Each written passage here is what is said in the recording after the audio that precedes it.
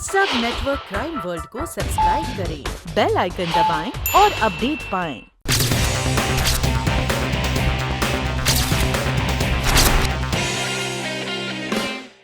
लगता है मदन पाल की गाड़ी तेज रफ्तार से जा रही थी, ढलान पर आकर आउट ऑफ कंट्रोल हो गई होगी, जिसकी वजह से गाड़ी खाई में जा गिरी। पेट्रोल टैंक फटने की वजह से गाड़ी में आग लग गई। लाश पूरी तरह से जल चुकी थी। गाड़ी के डैशबोर्ड से हमें यह डायरी मिली है, हालांकि ये डायरी पूरी तरह से जल चुकी है। मैंने उस लाल डायरी की सिर्फ एक झलक ही देखी थी, इसलिए बताना जरा मुश्किल है कि एग्जैक्टली वो कैसी डायरी थी। क्या ये वो डायरी है?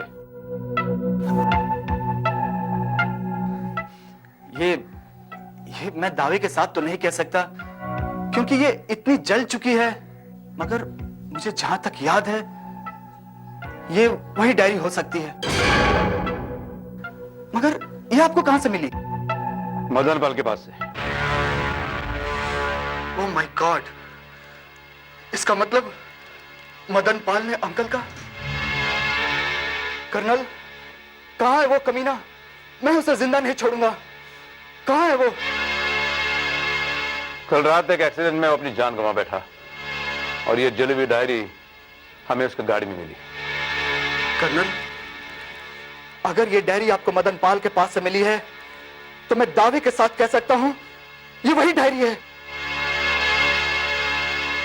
हाँ, ये वही डायरी है कर्नल। लगता है मेरी किस्मत में मेरे भाई का प्यार नहीं लिखा है। जब आपने मुझे उस लाल डायरी के बारे में बताया था कर्नल, तो मेरे मन में एक उम्मीद जागी थी। मगर इससे एक बात साबित हो गई कर्नल कि मदन पाल ने ही डॉक्टर बत्रा का कत्ल किया था। नहीं मिस्टर अमर, वो डायरी जो मदन पाल के पास से बरामद हुई, यही बात हमें उलझन में डाल रही है।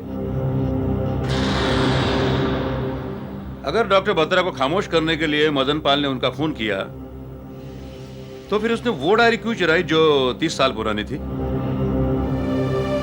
वो अगर चुराता तो वो डायरी चुराता जिसमें उसके बारे में लिखा हो। इसका मतलब कि मदन पाल ने डॉक्टर बत्रा का कत्ल नहीं किया। अगर मदन पाल ने डॉक्टर बत्रा का कत्ल नहीं किया तो फिर वो डायरी उसके पास कैसे पहुंची? मानसी, हो सकता है कि उसके पीछे उसका कोई और मकसद रहा हो। शायद। मिस मानसी, एक बात बताइए, जब आप डॉक्टर बत्रा से मिले थी तो उन्होंने क्या जवाब दिया था? उन्होंने कहा था कि वो उस फैमिली से पूछकर बताएंगे। इसका मतलब है डॉक्टर बत्रा ने उन लोगों से जरूर कांटेक्ट किया होगा, और हो सकता है कि वो लोग इस राज पे से पर्दा ना हटाना चाह रहे हो और उन्हीं लोगों ने डॉक्टर बत्रा का। नहीं अमर, ये क्या कह रहे हो तुम? ऐसा नहीं हो सकता। इस दुनिया में कुछ भी हो सकता है। क्यों mister Amar? Exactly colonel. Miss Mansi, क्या बता सकती है आपके भाई का जन्म कब हुआ था? किस दिन? कौन सा साल था? महीना? जी हाँ कर्नल, आज से ठीक 30 साल पहले आज ही के दिन 8 मार्च सन 1971 आज उसका 30वां जन्मदिन होगा कर्नल। मिस मानसी, अगर आपकी तलाश सच्ची है तो विश्वास रखिए, आपको आपका भाई जरूर मिलेगा। उसे आपसे कोई भी छीन नहीं सकता। पोस्टमार्टम की रिपोर्ट आ गई है कर्नल भाई। मदन पाल की मौत वाकई गर्दन की हड्डी टूटने की वजह से हुई है। लेकिन मेरी समझ में एक बात नहीं आ रही है कि मदन पाल ने डायरी चुराई ही क्यों? और अभी तो यह भी साबित नहीं हुआ कि वो डायरी डॉक्टर बत्रा की ही थी या किसी और की। वो भी हो जाएगा वर्दी भाई। जैसा आपने कहा था कर्नल भाई, डायरी के वो पन्ने जो जले थे मगर राख नहीं हुए थे, उन्हें भी स्पेशलिस्ट के पास भिजवा दिया गया है। गुड। और डॉक्टर बत्रा का उस दिन का टेलीफोन रिकॉर्ड, मतलब मरने से पहले उन्होंने किस किस को फोन किया था, वो चेक किया? जी हाँ कर्नल भाई, सारे नंबर्स निकाल लिए। जिस दिन मानसी ठाकुर डॉक्टर बत्रा से मिली थी, उसी दिन उन्होंने अपने घर से एक फोन महेंद्र राठी साहब के घर भी किया था। महेंद्रनाथ राठी? यू मीन इस शहर के शरीफ? जी हाँ कर्नल भाई, और खास बात यह है कि कि 30 साल पहले मानसी ठाकुर की मां गीता परमार डॉक्टर बत्रा के मैटरनिटी होम में एडमिट थी, जिन्हें लड़का हुआ था। और उन्हीं दिनों में राठी साहब की पत्नी सुलोचना भी वहीं एडमिट थी, जिन्हें 8 साल के बाद लड़का हुआ था। वैसे ही। Hello mister Rathi, I am colonel Paramvir. कहिए, मैं आपकी क्या सेवा कर सकता हूं? हम एक मर्डर केस की इन्वेस्टिगेशन कर रहे हैं और उम्मीद है इसमें आप हमारी मदद करेंगे। मर्डर? कैसा मर्डर? और हम आपकी क्या मदद कर सकते हैं इसमें? आप डॉक्टर बत्रा को तो जानते होंगे। डॉक्टर बत्रा? कौन डॉक्टर बत्रा? वो डॉक्टर बत्रा जिनके ममता मैटरनिटी होम में आपके बेटे का जन्म हुआ था। ओह, वो? वही डॉक्टर बत्रा जिनका परसों रात खून हुआ। क्या? जी हाँ। और हमें खबर मिली है कि उससे एक दिन पहले उन्होंने आपके घर पे फोन किया था। मेरे घर पर फोन किया था? शायद किसी सर्वेंट ने रिसीव किया होगा, हमें तो कुछ पता नहीं।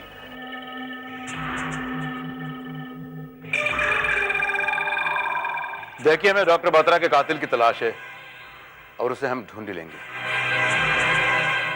लेकिन वो जो लड़की जब पागल की तरह अपने भाई की तलाश कर रही है, उसकी तलाश आप ही खत्म कर सकते हैं।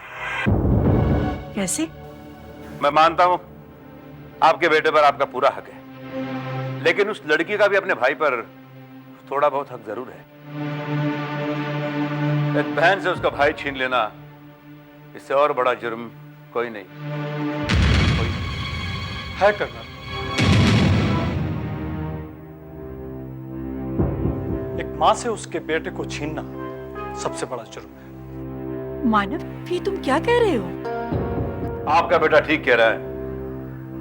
यह जुर्म गीता परमार ने किया है और गीता परमार के किए जुर्म के लिए मानसी ठाकुर को सजा देने का किसी को भी हक नहीं, किसी को भी। माफ कीजिए कर्नल साहब, मैं किसी मानसी ठाकुर को नहीं जानता और ना ही उसके बारे में जानना चाहता हूं, इसलिए प्लीज आप।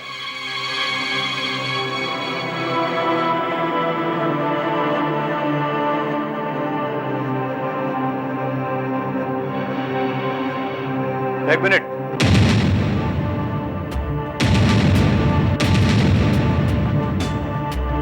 Yes please.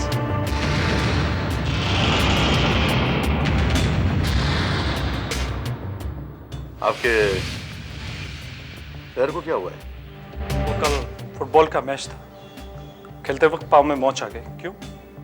कल या परसों? जी। आप डॉक्टर बत्रा को जानते हैं? डॉक्टर बत्रा? जी नहीं, मैं उनसे कभी नहीं मिला। क्यों? परसों रात 8 बजे आप कहां थे? परसों रात 8 बजे मैं तो घर पर ही था। घर पर? जी हाँ, ये घर पर ही था। कोई खास बात? आपका बेटा काफी चालाक है राठी साहब। वो जानता है आप लोग उसके लिए कुछ भी कर सकते हैं, फिर झूठ बोलना तो बहुत मामूली बात है। मिस्टर मानव, याद रखना, अगर आप झूठ बोल रहे हैं तो ये झूठ आपको बहुत महंगा पड़ेगा, बहुत महंगा।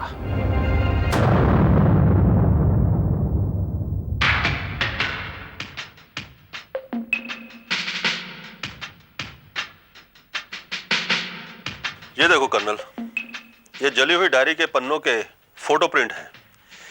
इनसे साफ जाहिर होता है कि ये डॉक्टर बत्रा की ही डायरी के पेजेस हैं। इनमें 30 साल पुराने पेशेंटों के नाम और पते लिखे हुए हैं।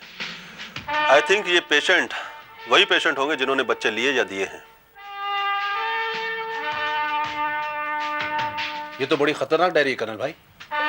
इसके जरिए से तो मदन पाल कई लोगों को ब्लैकमेल कर सकता था। ना इकबाल, ये वो डायरी नहीं है।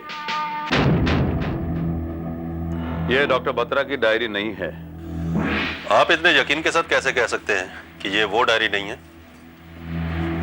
पहली बात तो यह है कि इतनी अच्छी हैंडराइटिंग किसी डॉक्टर की नहीं होती।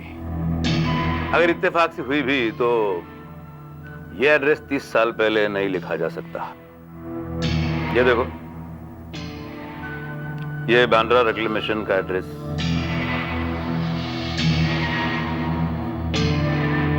बांद्रा रिक्लेमेशन 30 साल पहले है, इसका कोई वजूद नहीं था।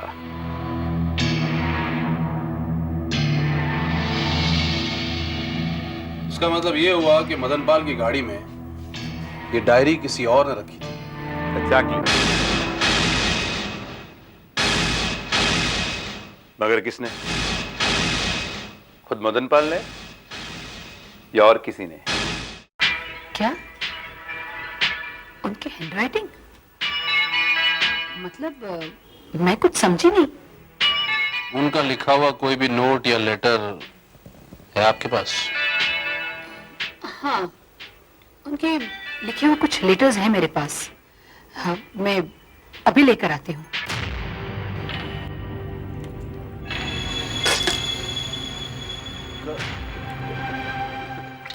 काम हो गया कर्नल भाई, सबकी हैंडराइटिंग का नमूना ले आया हूं। गुड। अरे वाह, ये घड़ी तो बड़ी शानदार है, वाटरप्रूफ है। हाँ, तब तो इसे पहनकर भी मुंह हाथ धोया जा सकता है। हाँ, लेकिन आदत है, घड़ी पहनकर मुंह हाथ धोने में, नहाने में उलझन होती है।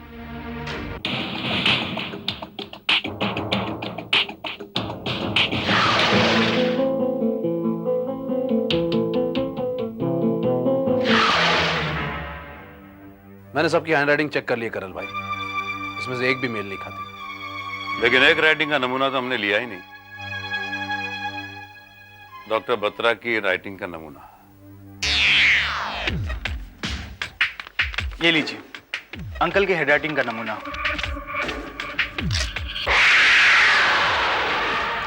Thank you mister Sushil.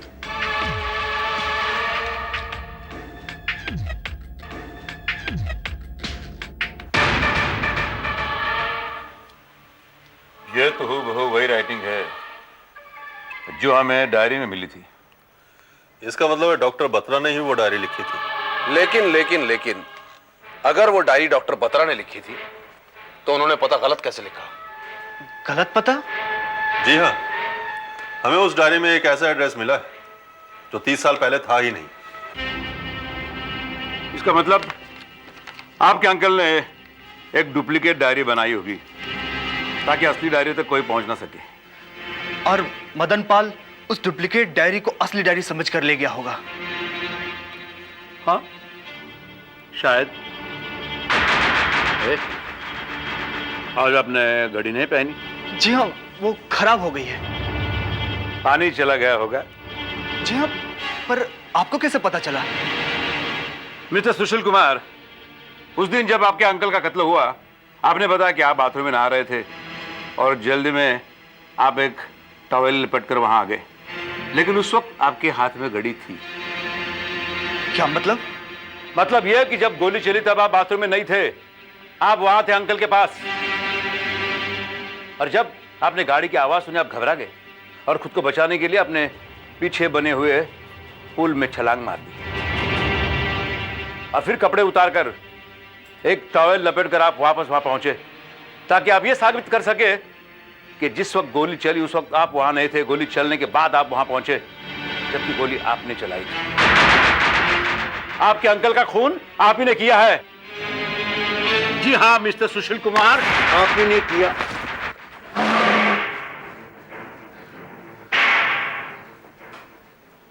You are a cold blooded murderer. क्या सबूत है आपके पास?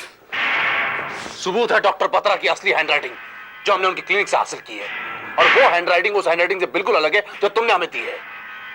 और यह भी हैंडराइटिंग तुम्हारी है, और उस डायरी में लिखा हुआ पता भी तुमने लिखा था। तुमने तुम्हारे अंकल का खून कर दिया है। तो बताओ, ये सब तुमने क्यों किया? बताओ।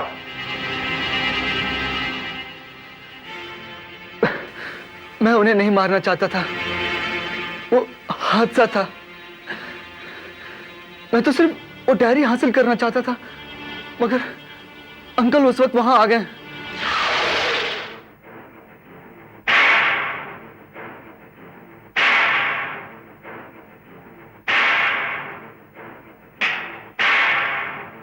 कौन हो तुम?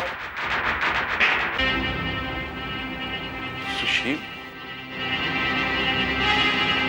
तुम यहां इस वक्त ये डायरी चुराने आए थे?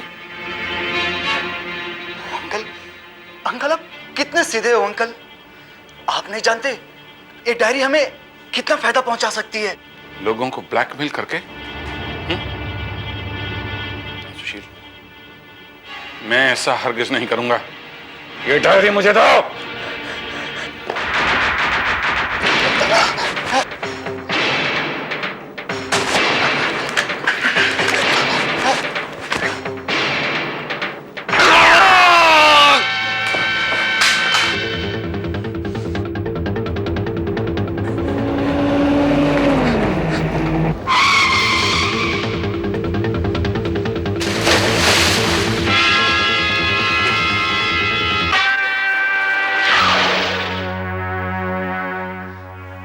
मैं उन्हें मारना नहीं चाहता था, मगर हो सकता है डॉक्टर बत्रा का खून तुमसे अनजाने में हुआ हो, मगर मदन पाल, उसे तो तुमने जानबूझ के मारा।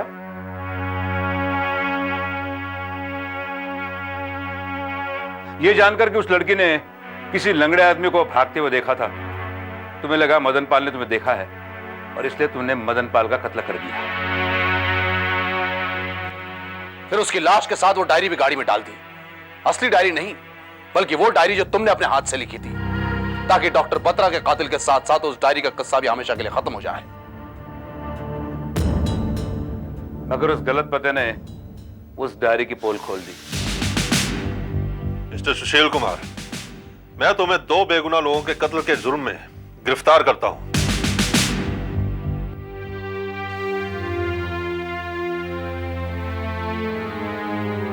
I'm sorry मानसी, मैंने कर्नल से बहुत रिक्वेस्ट की लेकिन उन्होंने कुछ भी बताने से इनकार कर दिया। वो डायरी एक सबूत की हैसियत रखती है और उसका कोई भी पर्सन इस्तेमाल नहीं कर सकता। ये नहीं हो सकता अमर। उन्होंने ही तो कहा था कि अगर मेरी तलाश सच्ची है तो मेरा भाई मुझे जरूर मिलेगा। उनकी वो बात झूठी थी या मेरी तलाश झूठी है? कर्नल ने ठीक ही कहा था। ना तुम्हारी बात झूठी है ना तुम्हारी तलाश। आप? तुम मुझे माँ कह सकती हो बेटा। जाहिर है जब हम तुम्हारे भाई के मम्मी डैडी हैं तो तुम्हारे भी मम्मी डैडी हुए। आप लोग? हाँ, हम वही हैं जो तुम्हारे भाई को अपने साथ ले गए थे। अपने भाई से नहीं मिलोगे बेटा? जी हाँ। कहाँ है वो?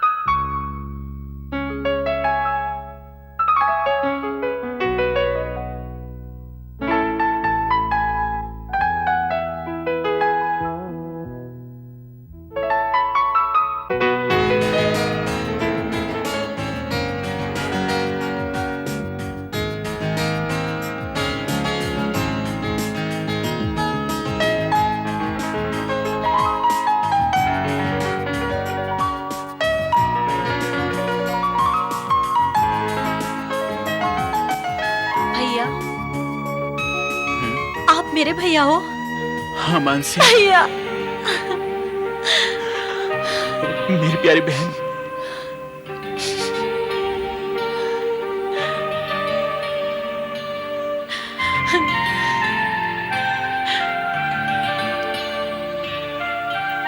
लोग कहते हैं प्यार में कोई स्वार्थ नहीं होता, लेकिन प्यार जब मोह में बदल जाता है तो उससे बड़ा स्वार्थ कोई नहीं। हाँ बेटी, हम लोग भी अपने बेटे के मुंह में स्वार्थी हो गए थे, लेकिन कर्नल परमवीर ने हमें एहसास दिलाया कि हम गलत थे। मानो पर हमारा हक है तो तुम्हारा अधिकार भी है। मानसी, ये मत समझना कि ये लोग तुम्हारा भाई तुम्हें लौटाने आए हैं। मतलब ये कि ये लोग अपने बेटी को यहां से अपने साथ ले जाने आए हैं, ताकि तुम्हारी तलाश हमेशा हमेशा के लिए खत्म हो जाए। मम्मी, बेटा, अब तुम्हें अकेले नहीं रहना पड़ेगा। Colonel, you're really great. Great मैं नहीं, ग्रेट वो है ऊपर वाला। दुख भी वही देता है और सुख भी वही बांटता है।